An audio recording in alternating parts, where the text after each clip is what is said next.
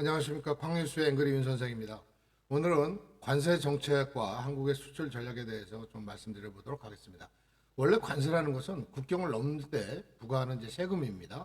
원래 이게 보통은 10% 정도에 이렇게 고정이 돼 있고 또 WTO 기준에 따라 가지고 관세 면제가 되는 품목들이 있는데 이 부분에 대해서 지금 트럼프 정부가 이제 금년 초에 들어오면서 상당히 강화를 하기 시작합니다.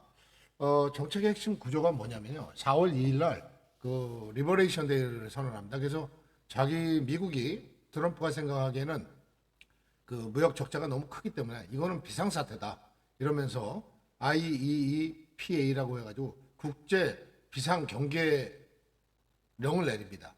그래서 적자국에 대해서 이제 갑자기 이제 그 관세를 이제 들고 나오기 시작한 거죠. 그래서 이제 원래 이 정책의 목표는 이 무역 적자를 일단 축소시켜 가지고 그 밖에 흐르는 자금을 관세 수입으로 해서 미국의 세수를 증가시키겠다는 것이고 또 자기네 국내 제조업을 활성화시키겠다는 거죠. 그 리쇼어링이라고 해가지고 이제 이 밖에 있는 공장들을 국내로 유치해서 일자리를 만들겠다는 그런 또 의지도 갖고 있는 것입니다. 그다음에 국가 안보 차원에서도 중국하고 어떤 패권 싸움에서 밀리지 않겠다. 특히 뭐 특정 분야 반도체라든가 뭐 이런 부분에 대해서는 또 그 통제를 가하고 또 지적 보호권 같은 문제도 이제 관리를 하겠다는 뜻에서 관세를 가지고 이제 무기로 쓰고 있는 겁니다. 그래서 시장 반응은 그렇습니다. 미국의 이제 지금 당장은 뭐 계속 지적을 내세우고 있죠. 지금 뭐 세수가 얼마가 들어오고 있고 어디랑 어떻게 했고 뭐 이런 얘기를 하고 있지만 경제학자들은 지금 벌써 관세가 오르게 되면 물건값은 당연히 오르게 되는 거고 소비자 입장에서 보면 물건값이 비싸게 살 수밖에 없기 때문에 지금은 당장 그 관세로 수입을 갖고 이익이 되는 것 같지만 소비자들은 힘들어질 수 있다. 그래서 경제학자들은 이제 이런 걸 시차가 있는 어떤 지금 당장은 이렇게 보이지만 조금 뒤에는 결국은 결과적으로 국민들한테 피해를 주는 정책이 될 것이다. 이제 이렇게 그 예측들을 하고 있는 겁니다. 거기다가 이제 그 주변국들을 압박하기 위해서 트럼프가 개발한 정책이라고 해야 될까요? 펜타닐 관세라는 게 있습니다. 참 어떻게 보면 억지 관세인데 자기 나라에 들어오는 그 오피오이드라는 그 정신적 향정신 의약품이 있는데 이 수입에 어떤 하는 그 나라들이 대부분이 캐나다나 그 국경인 미국 국경인 캐나다와 멕시코를 통해 들어오고 그 원료를 제조해서 보내준 것은 중국이다. 이렇게 가지고 이제 세 나라에 대해서 이제 그 압박을 하기 시작합니다. 그래서 캐나다하고 멕시코하고는 뭐 현재도 협상이 이루어지고 있는 입장이고 캐나다는 굉장히 반발을 많이 했습니다. 어떻게 우리한테 이럴 수 있냐 이렇게 해가지고 굉장히 반발 많이 했는데 거기에 뭐 트럼프는 별 얘기를 다 했죠. 그렇게 힘들면 미국의 51개 주로 캐나다가 들어와라 뭐 이런 얘기도 비하적인 얘기도 많이 했습니다. 또 멕시코하고도 이제 그 했는데 결과적으로 멕시코도 이제 반발을 하지만 멕시코는 그래도 약간 머리를 숙이고 따라간 입장이고 캐나다는 지금 이제 그 약간 버티고 있는 그런 입장이라고 보면 의회의 그 관세 그 퍼센테이지가 20%로 낮게 나왔습니다. 그만큼 미국이 중국을 무시할 수는 없는 입장인 것 같습니다. 중국하고 이제 협상한 걸 보면 뭐 원래는 뭐 50%를 한다 그랬다가 30을 한다 그랬다가 결국은 지금은 이제 20% 그다음에 지금 이제 그러니까 10%니까 20%죠. 여기서 거의 안착이 된 것 같은데 마지막 디테일을 정리하고 있는 것으로 이렇게 보입니다. 그러면 한국의 입장은 뭐냐면 한국은 이제 그 지금 이제 굉장히 입장이 곤란한 입장에 놓였죠. 지금 엊그저께 이제 위성락 실장이 출국하려다가 미국에서 약속이 뭐 이렇게 깨지면서 1시간 전에 이제 다시 공항에서 돌아오는 이런 사실 국가 간의 이런 전략은 너무 좀 치졸하다 이런 생각이 들긴 합니다만 뭐 전략이 아니길 바라겠습니다. 그러나 어쨌든 간에 굉장히 그 비즈니스 하듯이 국가 간의 어떤 관세를 이용하고 있는 게 보기에 그렇게 좋아 보이지는 않습니다. 솔직히. 그렇지만 뭐 현실이니까 어쩌겠습니까? 자기도 아마 힘들 거예요. 트럼프도. 왜냐하면 날짜는 정해놨죠. 이게 뭐 합의라는 게 뭐 쉽게 이렇게 되겠습니까? 그러니까 첫 번째로 이제 한 게 영국이 했고요. 그 다음에 이제 그 큰 나라 중에서는 이제 일본이 15%에서 무려 5,500억 달러라는 투자를 약속하고 했다고 하는데 사실 일본하고 협상한 걸 내막을 잘 들여다보면 이미 하고 있던 것들입니다. 미국에서 하고 있던 것들을 약간 포장을 한 감이 있기 때문에 우리도 협상하면서 참고를 해야 될 걸로 보입니다. 그렇지만 우리는 이제 관세 리스크 분산을 위한 이런 기회를 잘 활용해야 될 것 같습니다. 그래서 오히려 이럴 때 우리나라 국내 산업의 어떤 스트럭처를 좀 재편하고 또 이 수출 지역을 다변화시키는 것. 지금까지 우리가 동남아시아 아세안을 많이 개척을 해왔는데 지금도 약간 부족한 감이 있습니다. 그래서 베트남, 태국 중심이었는데 옆에 인근 국가들 뭐 인도네시아나 또 소비가 많은 인도까지 포함해서 좀 그 전략을 펼쳐야 될 것 같고 EU 같은 데는 이제 지금 이제 아리백이라고 해서 이재명 대통령도 이제 그 특별위원회를 만들어서 운영한다고 하는데 유럽 같은 데는 그 친환경에 대한 그 수요가 굉장히 많고 그 유럽의 ESG라고 해서 그 기준을 통과하는 거에 대해서 굉장히 그 관세 혜택을 많이 주고 있기 때문에 이쪽에 대해서는 유럽 시장을 또 개척하는 것도 우리가 신경을 써야 되고 지금 이제 뭐 브라질, 아르헨티나를 비롯한 중남미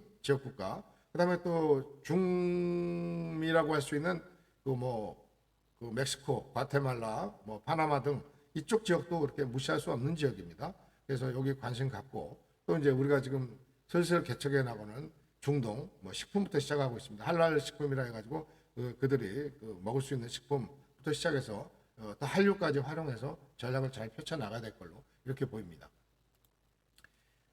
산업별로 보면 자동차 같은 경우에는 지금 이미 뭐 미국 내에 생산 공장을 짓고 있지 않습니까? 조지아주하고 엘라바마주에 이제 하고 있는데 이 부분에 대해서도 사실 현대자동차, 현대기아차가 미국에서 지금 판매량은 늘어나는데 이번에도 발표하는 거 보니까 수익률은 감소하는 이런 현상을 보이고 있습니다. 그래서 지금까지 이제 하던 것 중에서도 우리가 이제 EV 전기차 부분에 대해서 더 관심을 가져야 될 것 같고 또 일본에서 시장 점유율을 많이 하고 있는 하이브리드도 이제 신경을 써야 될 때가 오지 않았나. 하이브리드 같은 경우에는 지금 국내 시장에서도 요새 이제 전기차 부분에 대한 어떤 그런 우려들이 있기 때문에 하이브리드 쪽이 굉장히 당분간은 발전 가능성이 많은 걸로 이렇게 보여지고요. 반도체 같은 경우에는 지금 이제 사실 반도체는 금액도 금액이지만 중국하고 이제 갈등이 있기 때문에 우리가 중간에 껴있어서 굉장히 영향을 많이 받는데 이럴 때 사실은 뭐 드러나지 않게는 뭐 할 수 없겠습니다만 굉장히 조심스럽게 해서 반도체도 수출 물량을 확보하는데 총력을 기울여야 될 것으로 보입니다. 배터리 같은 경우에는 이제 지금 중국의 CATL이라고 어마어마하게 큰 배터리 회사를 비롯해서 중국 시장 중국의 배터리 생산량이 전 세계의 거의 70%를 차지하고 있을 정도입니다. 한국에 있는 그 3개 배터리 업체가 생산량을 다 합해도 중국의 CATL을 못 넘는다는 거 아닙니까? 그만큼 배터리 부분에 대해서 우리가 이제 만약에 미국에서 중국을 조금 견제를 해주면 이 틈을 이용해서 우리는 공급망을 또 개발할 수도 있겠다. 철강 쪽은 그 미국의 지금 이제 일본이 그 US 스틸을 이제 인수하는 것에 대해서 반대하다가 지금 이제 확정이 됐고요.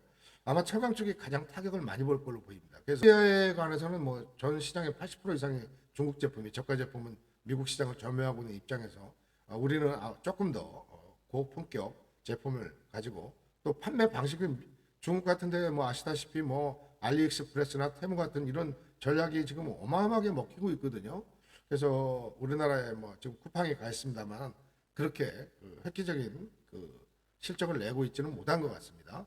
어쨌든 이런 부분에 대해서도 밀리지 않는 전략을 수립해야 될 걸로 이렇게 보입니다. 이제 산업적 대응 전략도 있지만 정책적 대응도 있기 때문에 정책적으로 보면은 한미 FTA를 적극 활용해야 되는데 지금 트럼프 행정부에 있는 사람들하고 FTA 가지고 얘기는 잘 되지는 않을 것 같습니다. 지금은 당장은. 그러나 우리는 뭐 그래도 할 얘기는 해야 되지 않겠습니까? 제가 보기에는 뭐 마지노선이 일본 수준 15% 정도가 아닐까 이렇게 생각합니다. 또 이제 다른 나라들하고 이제 협조 관계도 잘 공조해서 구성을 해야 될 것 같고요. 산지를 우회하는 방법.